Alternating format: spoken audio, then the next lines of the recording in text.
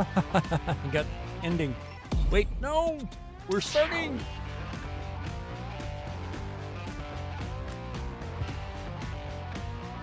We are starting. Okay, let's see. How we doing? Well, let's just check it out. We see Restream. And we see Twitter.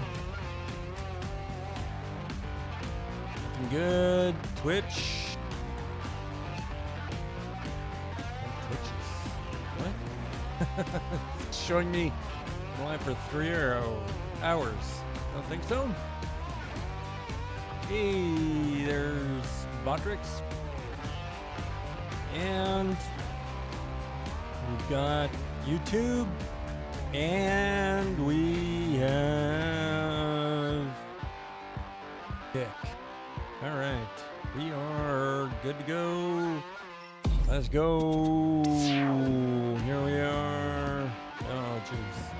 I just noticed my green screen. I don't know what's happening. Man, it's like going over. Where is that? It's over here? Yeah, I don't know what's happening. I get I pull it one way, I get a crease somewhere else. I don't know. We gotta figure this out. But tonight, what we're doing is we're gonna put together a recap of the week and kind of what we talked about. Well, I couldn't get everything in because I ran out of time. So we will recap some of this stuff in some later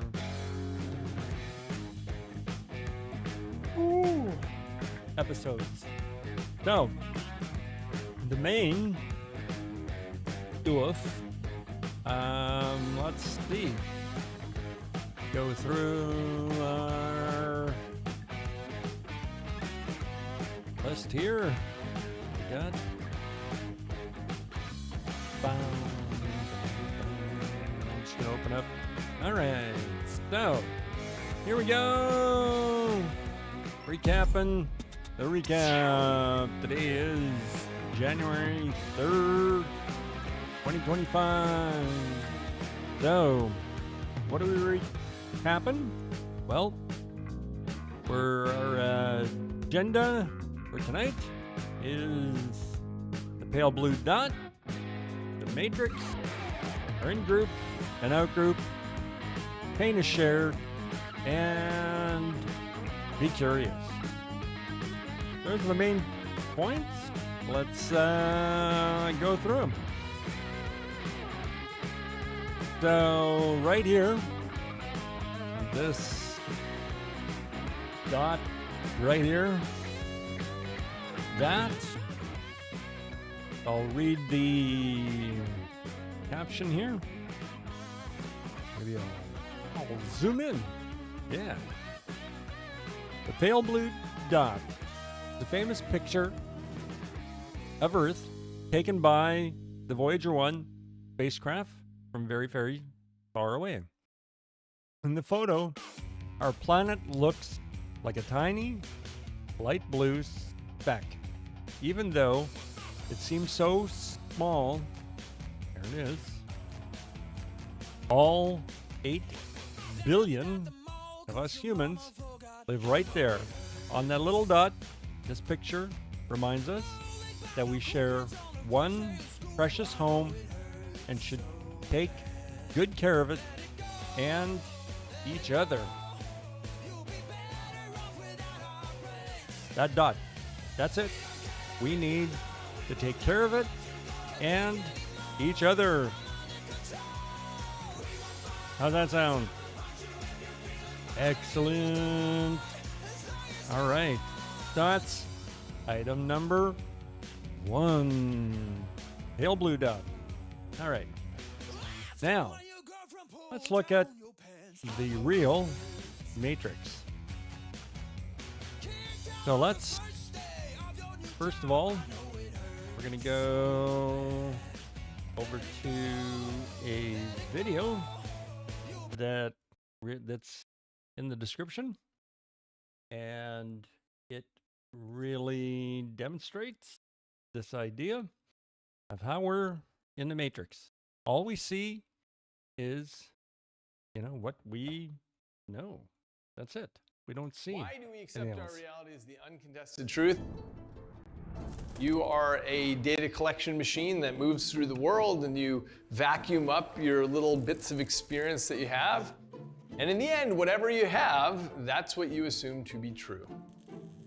But our experiences are limited. We're born on a particular spot on the planet, and we have a thin little trajectory of experience, and we construct what we believe the world is made up of from there. And as a result, we all have a very limited view of what's going on out there.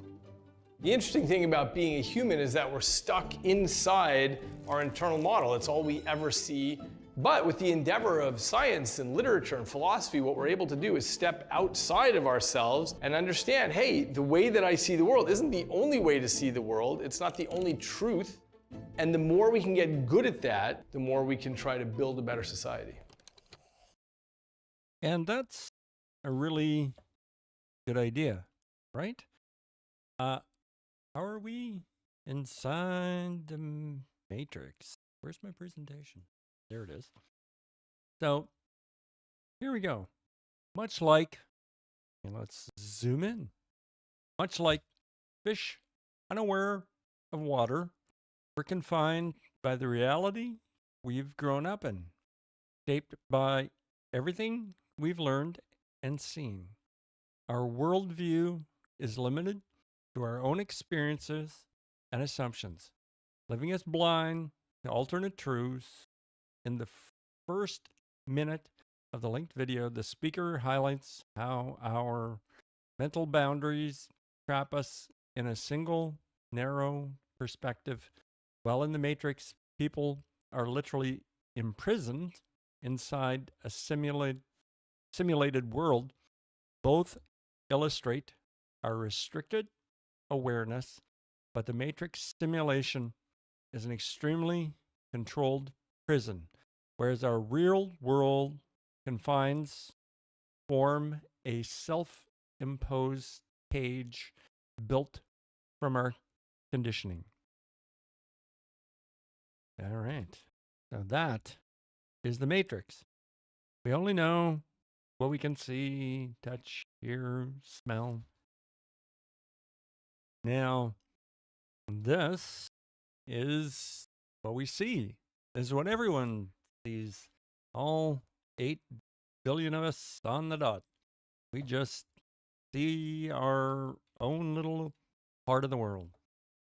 Now, because we only see our own little part of the world, what that means is that because we only see our own little part of the world, we don't really know anything about the rest, right? So that leads to an interesting situation where I'm going to go back this video here, and we're just going to go a little bit ahead to, I think it's 3:21 in the video. And here, let's just go ahead and see what the next thing in the matrix tells us. One of the amazing parts about human brains is our sense of empathy. Well, it turns out that when you're dealing with somebody in your outgroup, you have less empathy. You just don't care about them as much. In my lab some years ago, we did an experiment where we put people in the brain scanner. They see 6 hands on the screen, and the computer goes around boop, boop, boop, boop, boop, and randomly picks one of the hands, and then the hand either gets touched with a Q-tip or it gets stabbed with a syringe needle. And when it gets stabbed, these networks in your brain that are involved in pain come online. But now what we did is we labeled each hand with a one-word label: Christian, Jewish, Muslim, Hindu, Scientologist, atheist. And now the question is, does your brain care as much if it's a member of your outgroup? And the answer is, your brain does not care as much. If your in-group member gets stabbed, you have a big response in this area, this pain matrix. If an out-group member gets stabbed, you have a smaller response. This is true across all groups that we measured. This isn't an indictment of religion. It's just about who's in your in-group and who's in your out-groups in this case. When you look at any conflict in the... So, what can we say here? Well, let's go back here and we'll go look at what we can say here. So here is what we can take from that. So in groups and out groups. And then here, in groups are groups we feel we belong to. Like when you share something in common with friends or families, you might root for the same sports team or enjoy the same favorite game. An outgroup is the opposite. People you don't feel connected with, maybe because they cheer for another team or have different interests. That doesn't mean you can't be friends. Understanding in groups and out groups reminds us to be kind to everyone, no matter how different they seem. We can still learn from each other and have fun together. So that's the idea of in groups and out groups. So far, everyone's on the pale blue dot. Everyone's just getting the information that they can get as they walk through life. We don't associate bad things with people in our out group, or, well, we don't think people in our out groups are as human. All right? That's where that is. Next up, let's talk about these people in our outgroups. So, next idea is pain is shared. Here are, I believe these are famine victims from India. And you can see their children and they are emaciated. Now, here's the question.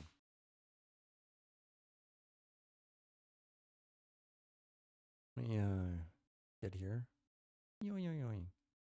So, here's the question. This man, this mother, I assume they are mothers and fathers of these children that are in the picture. So, this is my son and my granddaughter. My son passed away 2 years ago. Is the pain that I feel for my son in my in-group, or the love that I have for my granddaughter, any different than these people? I don't think so. I think all of our shared pain and suffering,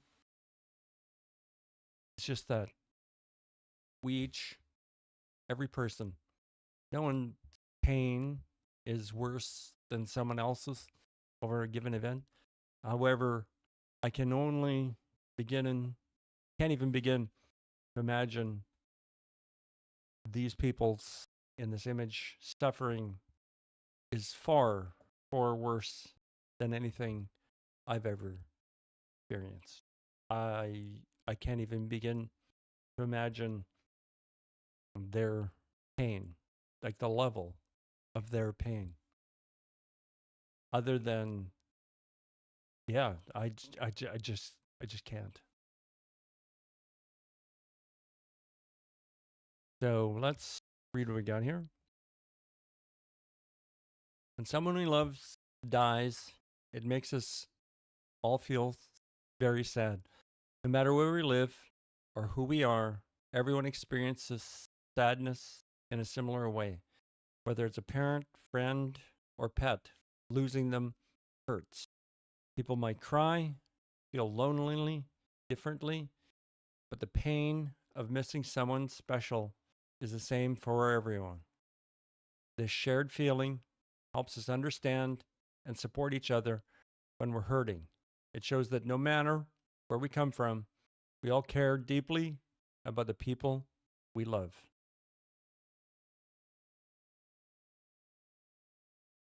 All right. That's the shared pain. Now, the next one. Trying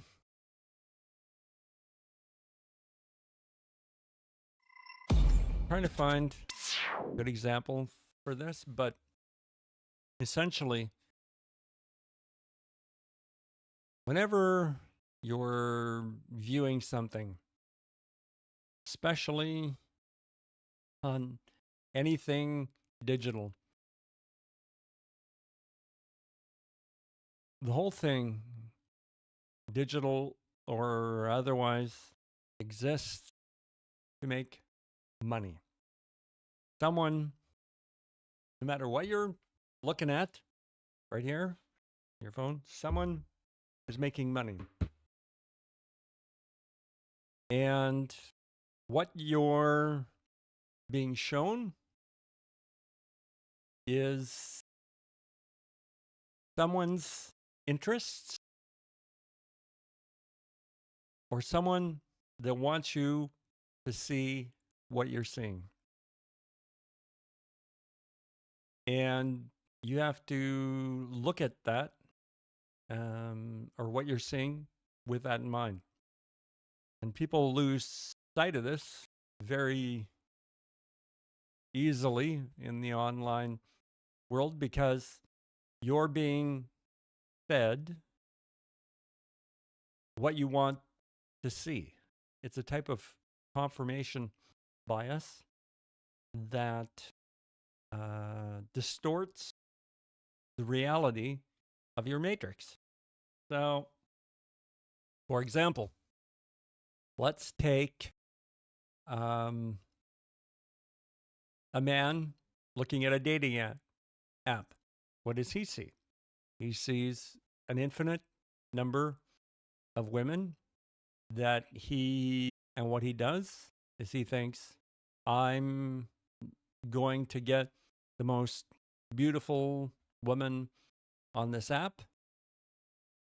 And when women look at dating apps, they see an infinite number of men and they think they're going to get Mr. Right.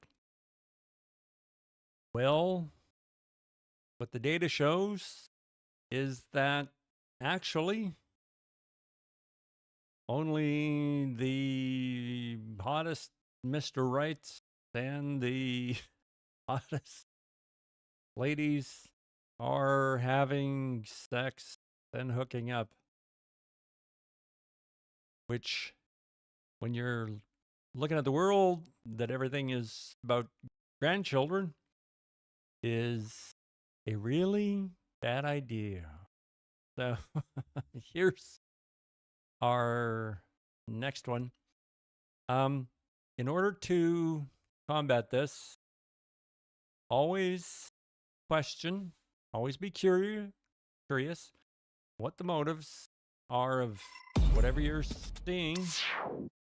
So here's the motive. Here's, oh, that kind of got stuck up there. All right. So this is the be curious. And it should be curious about everything because someone always has a motive. So here I've got a picture. I couldn't get this to fit, so I had to chop it up. But if you can, where is it? I think it's right here on this site, cheeseburger.com. My profile pic on Tinder, how I look swiping through the app and responding to messages. As you can see, very, very different. So what we've got here for our description: when boys use dating apps, they see a lot of girls and often choose only the prettiest ones. When girls use dating apps, they see many boys and pick the perfect match. Because everyone is being very picky, few boys and girls decide to date and start families. This means fewer babies are being born, and people aren't spending as much time together. It's like having too many choices, making it hard to pick someone and become good friends. As a result, fewer families are formed, and people aren't connecting as much as before. Not anything I have come up with. This is all research. And well, that's pretty much the weekly update.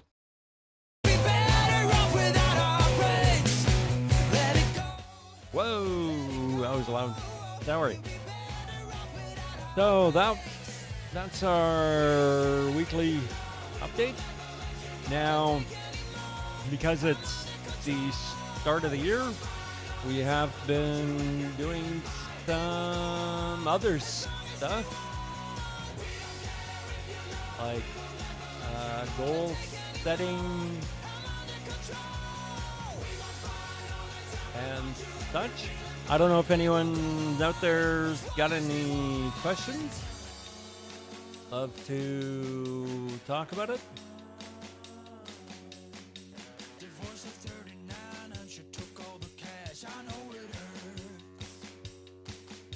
All right, not hearing any.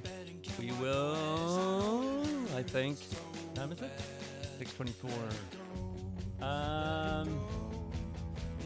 Yeah, I've got a bunch of material prepared, but I don't have time to do it tonight. Not ready. Can't see it. So let's look at our schedule. We've modified this a little already. We're not doing the pre-shows. I think we're just gonna put the videos up on YouTube.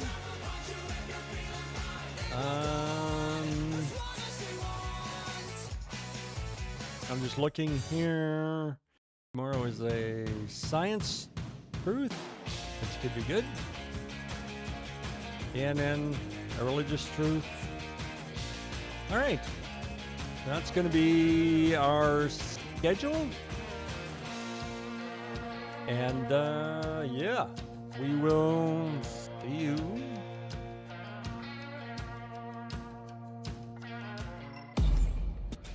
unless there's anyone want to talk. We're gonna go ahead and we will say chat good night. I moved the mouse across something and I oh, okay. There we go. All right, so that's the stream for Friday, January 3rd, 2025. All right, have a good one. See you tomorrow, 6 o'clock p.m. Central Standard Time. All right. Have a good one. See you tomorrow.